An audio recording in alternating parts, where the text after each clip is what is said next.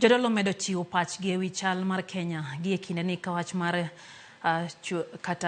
wachno mar walo jotend migepe medo kelo liet. Bishop Charles Ong'injo mar kanisa mar Anglican Bade Mamaseno South wacho ni ne ok en kare mar duoko jotend migepe 6 mayande osechungie tich.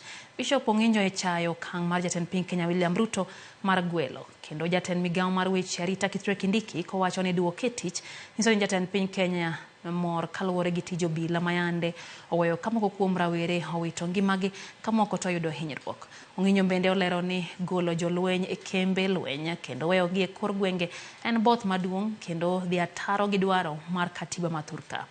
Noloso bang' misa mar alam makende ne ikruok nyasi mar nyiso mwandu pur ma ibiro bagi Kisumu. He has rehired half of it. And the people he has brought back are the same people whom people have been crying about. The journalists have been clobbered.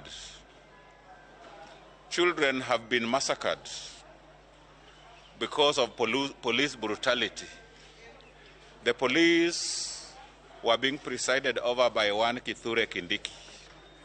We acknowledge he is a brilliant man, but bringing him back to the same docket is as if the president is telling us that all we have been saying and doing are nonsense. My first disappointment is that.